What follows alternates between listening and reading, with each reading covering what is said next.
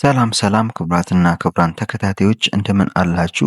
እኔ በጣም ደህና ነኝ። ዛሬም እንደተለመደው በወሳኝ መሰረታዊ የህግ ፕሮግራም መጥቻለሁ። በዛሬው ፕሮግራሜ በተለያየ ምክንያት የፍርድ ቤት መብታችንን ለመጠየቅ ወይም ደግሞ ለቀረበብን ክስ የመብት ጥያቄ መልስ ለመስጠት በአጠቃላይ ፍትህን ለማግኘት በተለያዩ ጉዳዮች በወንጀልም ይሁን በፍትሐ ብሔር ጉዳይ ፍርድ ቤት እንሄዳለን። ታዲያ በፍትህ አደባባይ በችሎት በምንቀርብበት ጊዜ ልንከተላቸው የሚገቡ ስነ ስርዓቶች አሉ። እነኚህ የችሎት ስነ ስርዓቶች ምንድን ናቸው? ወደ ችሎት ስንገባ ልናውቀው የሚገባው ነገር ምንድን ነው የሚለውን በዚህ ፕሮግራም የምነግራችሁ ይሆናል። ለዚህ ቻናል አዲስ የሆናችሁ ቻናሉን ላይክ፣ ሼር፣ ሰብስክራይብ በማድረግ አብራችሁኝ እንድትሆኑ በታላቅ አክብሮትና ትህትና ጠይቃለሁ። ቀጥታ ወደ ዛሬው ፕሮግራሜ እገባለሁ።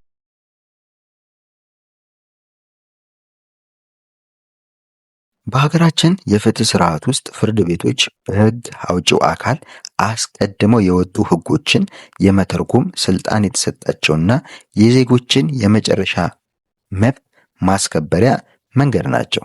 ታዲያ እነኚህ ፍርድ ቤቶች ተግባራቸው ከሚያከናውኑባቸው ስርዓቶች መካከል ደግሞ ችሎት አንዱ ነው። ችሎት የሚመራበት የራሱ የሆነ ስነ ስርዓት አለው። ፍርድ ቤቶች እንደ ማንኛውም አገልግሎት ሰጪ ተቋማት ቢሆኑም እንኳን ባለጉዳዮች ሲቀርቡ ከሌሎች ተቋማት በተለየ ሊከተሏቸው የሚገቡ ከሌላው ተቋም የተለየ ስነ ስርዓት አላቸው። ፍርድ ቤቶች በወንጀልና በፍትሐ ብሔር ጉዳዮች ክርክር በሚደረግበት ችሎት ከሚሳተፉ ዋና ዋና ተዋንያን መካከል ዳኞች፣ ከሳሽ፣ ተከሳሽ፣ አቃቢ ህግ፣ ጣልቃ ገቦች፣ ጠበቆች፣ ምስክሮች፣ ችሎት ጸሐፊዎችና ችሎት አስከባሪዎች እና እንዲሁም ችሎት ታዳሚዎችና የሚዲያዎች ይገኙበታል።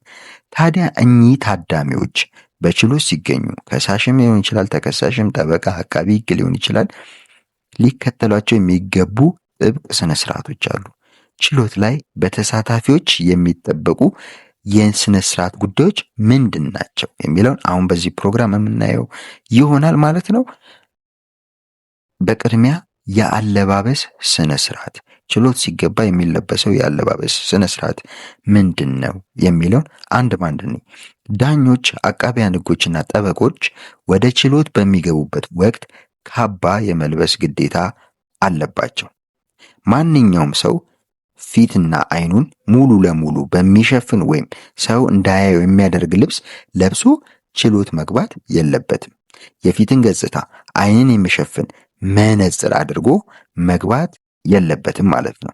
እንዲሁም ደግሞ ጽሑፍ ያለበት ቲሸርት ወይምና ትልትል ሱሪ አድርጎ ችሎት መግባት ፈጽሞ አይፈቀድም። እዚህ ጋር ልብ ልትሉት የሚገባው ነገር መነጽር ሲባል በሕክምና የታዘዘ ለእይታ የሚረዱ ለሳይት የሚሆኑ ሳይሆን እነኚህ ለጌጥ የሚደረጉ ጥቁር መነጽሮች፣ ለፀሐይ የሚደረጉ መነጽሮችን አድርጎ ወይም ግንባር ላይ አድርጎ መግባት አይቻልም ማለት ነው። በሃይማኖት ወይም በባህል ምክንያት የሚለበሱ ልብሶችን ለብሶ ችሎት መግባት የተፈቀደ ነው። ሆኖም ችሎቱ የዚህን ሰው ማንነት ለማጣራት ወይም ለማረጋገጥ ሲል የዚያን ሰው ክብር፣ ባህልና ሃይማኖት በማያጋፋ መልኩ ልብሱን ከላዩ ላይ እንዲያነሳ ችሎቱ ሊያዝ ይችላል ማለት ነው። ሌላኛው በፍርድ ቤት የሚፈጸም ስነ ስርዓት ለችሎት ክብር መቆም ነው። ለችሎቱ ክብር የሚቆምበት ሂደት ነው። በችሎት ሂደት ፍርድ፣ ቅጣት፣ ውሳኔ፣ ብይን ሲነበብ፣ የክስና መልስ ቅብብል ሲደረግ፣ ክርክር ሲካሄድ፣ ባለ ጉዳዩ ምስክሮችን ሲያሰማ፣ አቤቱታ ሲያቀርብ፣ ትዕዛዝ ሲሰጥ ወይም ውሳኔ ሲነበብ ወይም ዳኛው በያዘው ጉዳይ በሚያስችልበት ወቅት የሚመለከተው ባለ ጉዳይ ቆሞ መከታተል ይኖርበታል ማለት ነው። ደግሞ ያለው ቅጣት ወይም ውሳኔ ወይም ብይን ሲነበብ፣ የክስና መልስ ቅብብል ሲደረግ፣ ክርክር ሲካሄድ፣ ባለጉዳዩ ምስክሮችን ሲያሰማ፣ አቤቱታ ሲያቀርብ፣ ትዕዛዝ ሲሰጥ፣ ውሳኔ ሲነበብ ወይም ዳኛው በያዘው ጉዳይ በሚያስችልበት ወቅት የሚመለከተው ባለጉዳይ ቆሞ መከታተል ይኖርበታል ማለት ነው። ስለዚህ በእነኚህ ጉዳዮች ላይ ስትጠሩ ይህንን ማወቅ የግድ ይላል። ማንኛውም የፍርድ ቤቱ ሰራተኛ፣ ፖሊስ፣ የችሎቱ ተገልጋይ፣ ተከራካሪ ወይም ባለ ጉዳይ በሚከተሉት አሁን በምነግራችሁ ሁኔታዎች ራሱን ዝቅ በማድረግ ለችሎቱ ያለውን ክብር ሊያሳይ ይገባል። ዳኞች ወደ ችሎት ሲገቡና ችሎቱ አልቆ በሚወጡበት ጊዜ መነሳት በችሎቱ ውስጥ ካለው ሰው ሁሉ የሚጠበቅ ስነ ስርዓት ነው ማለት ነው። ዳኛው ወደ ችሎት ሲገባ ይቆማል፣ እንደገና ሲወጣም እንደዚሁ ተቆሞ ነው የመነሳቱ ትርጉሙም ለፍትህ የሚሰጠውን ክብር ለማሳየት ነው ማለት ነው። ሌላው በፍርድ ቤት ያለውና ልንከተለውና ማወቅ የሚገባን ነገር የስም አጠራር ስነ ስርዓት ነው። ዳኞች፣ ጠበቆች፣ ምስክሮች ሲጠሩ ትክክለኛ ማዕረጋቸውን በመጥራት መሆን አለበት። በችሎት ውስጥ ለማንኛውም ለሴት ዳኛ ክብርት፣ ለወንድ ዳኛ ክቡር ዳኛ ወይም የተከበረው ፍርድ ቤት በማለት መጠራት ይገባል ማለት ነው። ስለዚህ እነኚህን ማወቅ የግድ ይላል ማለት ነው። ሌላኛው በፍርድ ቤት ውስጥ ልናውቀው የሚገባው ስነ ስርዓት በችሎቱ የተከለከሉ ተግባራቶች ወይም ጉዳዮች ምንድን ናቸው የሚለው ነው። በችሎት ውስጥ ድምፅ ከፍ በማድረግ መናገር ወይም መንጫጫት፣ ጎኑ ካለው ወይም ከሌላ ሰው ጋር ማውራት፣ በሞባይል መነጋገር በፍጹም የተከለከለ ተግባር ነው። እንዲሁም በችሎት ውስጥ ሲጋራ ማጨስ፣ ቃጠሎ የሚፈጥሩ መሳሪያዎችን ይዞ መግባት፣ በድምፅ በምልክት ወይም በማንኛውም ሁኔታ ችሎቱን ማወቅ ወይም ለክርክሩ አስፈላጊ ያልሆነውን ድርጊት ወይም ንግግር ማድረግ፣ የሰውን ስሜት የሚስብና የሚነካ ተግባር መፈጸም፣ መጠጣት፣ መመገብ፣ ጫት መቃም፣ ማስቲካ ማኘክ፣ መተኛት የመሳሰሉት ነገሮች በጥብቅ የተከለከሉ አልፎም ተርፎ በችሎት መድፈር የሚያስቀጡ ተግባራት ናቸውና በፍጹም ሊደረጉ አይገባም። በተጨማሪም ዳኛው ወደ ችሎት ሲገባና ሲወጣ የችሎቱን ትዕዛዝ፣ ብይን፣ ፍርድ እና ውሳኔ አንብቦ ከጨረሰ በኋላ በጉዳዩ ላይ ክርክር ማንሳት ወይም ስሜታዊ በሆነ ሁኔታ አቋምን መግለጽ በፍጹም የተከለከለ ተግባር ነው። የዳኛ ፍቃድ ሳይኖር ጠበቃ ተጠርጣሪውን ወይም ተከሳሹን ማነጋገር፣ የጦር መሳሪያ፣ ዱላ ወይም ስለታማ የሆኑ መሳሪያዎችን መያዝ አይፈቀድም በችሎት አዳራሽ ውስጥ ማለት ነው። ስልጣን ካለው አካል ፍቃድ ሳይኖረው በሞባይል በካሜራ ወይም በቪዲዮ ፎቶ ማንሳት፣ ድምፅ መቅዳት፣ ሻንጣ፣ ፌስታልና ትላልቅ ቦርሳዎች ወይም ለችሎቱ ስነ ስርዓት የማይመች ድምፅ መፍጠር የሚችሉ ማንኛውንም ዕቃዎች ይዞ ወደ ችሎት መግባት አይቻልም ማለት ነው።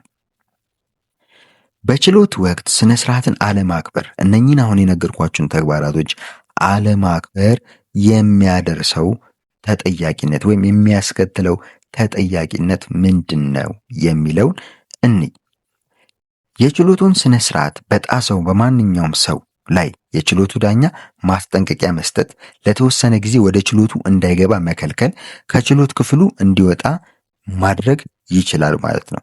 ስለዚህ ከችሎት ክፍሉ ይወጣል እና ወደ ችሎቱ ለተወሰነ ጊዜ እንዳይገባ ሊከለከል ይችላል። በተጨማሪም እነኚህ ቀላሎቹ ናቸው።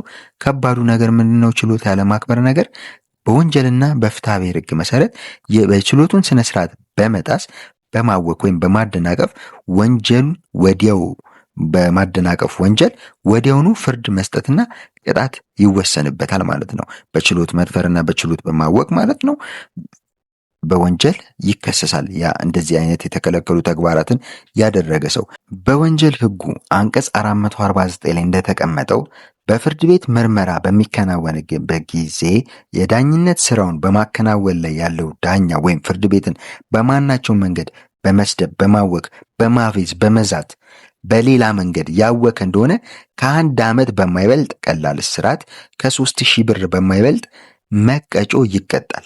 አንድ ተከራካሪ ወገን በፍርድ ቤት ቀርቦ እውነት እንዲናገር ታዞ በፍርድ ቤት በሚወሰን ጭብጥ ላይ አግባብነት ያላቸውን ፍሬ ነገሮች በሚመለከት እያወቀ የሐሰተኛ ቃል የሰጠ እንደሆነ ከ1 ዓመት በማይበልጥ ቀላል እስራት ያቀጣል ወይም ያስቀጣዋል ማለት ነው።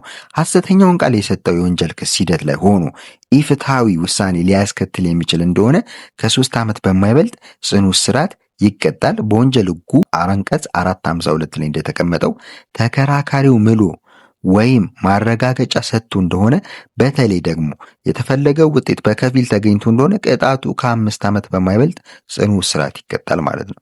ስለዚህ አንድ ሰው ምሎ ቃለ መሐላ ፈጽሞ በመጽሐፍ ቅዱስ ይዞ መሐላ ፈጽሞ የሐሰት ምስክርነት የሰጠ እንደሆነ በችሎት ውስጥ ይሄው ቅጣት ሊወሰንበት ይችላል እያልኳችሁ ነው። በወንጀል ሕግ አንቀጽ 453 ንዑስ አንቀጽ 1 እንደተገለጸው ሐሰተኛ ምስክርነት ወይም ሐሰተኛ አስተያየት ወይም ትርጉም መስጠትም በሀገራችን የወንጀል ሕግ ቀላል እስራት ወይም እንደ ነገሩ ከባድነት ደግሞ ከ5 ዓመት በማይበልጥ ጽኑ እስራት ያስቀጠዋል ማለት ነው። ምስክሩ ምሎ ማረጋገጫ ሰጥቶ ከሆነ በተለይም የተፈለገው ውጤት በከፊል ወይም በሙሉ ተገኝቶ እንደሆነ ቅጣቱ ከ10 ዓመት በማይበልጥ ጽኑ እስራት ያስቀጠዋል ማለት ነው። የፍርድ ቤቱ ዳኞችና ሰራተኞች ሆነው በችሎት ሂደቱ ላይ የሚሳተፉት ከሆኑ ጥፋታቸው በአስተዳደራዊ መንገድ በዲሲፕሊን ጭምር የሚያስጠይቅበት አግባብ አለ። በመሆኑም በችሎቱ የተቀመጡን ስነ ስርዓቶች ማክበር የግድና የግድ ነው። ስለዚህ ችሎት ስትሄዱ ልታውቁት የሚገባው ዋነኛ ነገር ከሌሎች መስሪያ ቤቶች ከሌሎች አገልግሎት ሰጪ ተቋማት የተለየና ጥብቅ ስነ ስርዓት አለው። ማስቲካ እየታኘከ ችሎት አይገባም። ትልትል ሱሪ ተለብሶ መነጽር ተደርጎ ጽሑፍ ያለበት ቲሸርት ተደርጎ ፍርድ ቤት ችሎት አዳራሽ ውስጥ መግባት አይቻልም። እንዲሁም ደግሞ ፍቃድ ሳይሰጥ መናገር፣ ችሎቱን መናገር ወይም ደግሞ ጠበቆችን ማናገር ሊሆን ይችላል። ፍቃድ ሳይሰጥ ማናገር፣ እንዲሁም ጎን ለጎን ካለ ሰው ጋር ወሬ መያዝ፣ እግርን አነባብሮ መቀመጥን የመሳሰሉትን ነገሮች በፍጹም በችሎት ውስጥ መደረግ የሌለባቸው ተግባራቶች ናቸው። እነኚህን የተከለከሉ ተግባራቶች ካደረጋችሁ ደግሞ ችሎት መድፈርና ችሎትን በማወቅ ክስ ሊያስከትልባችሁ ይችላል ማለት ነው። ስለዚህ ፍርድ ቤት እስከመሄዳችሁ በፊት እነኚህን ነገር ማወቅ የግድ ይላል ማለት ነው። ለዛሬ ያስኩላችሁ ፕሮግራም ይህንን ይመስላል። በቀጣይ ሌላ መሰረታዊ የህግ ፕሮግራም እስከምንገናኝ መልካም ጊዜ፣ ቸርን ሰንብቱ።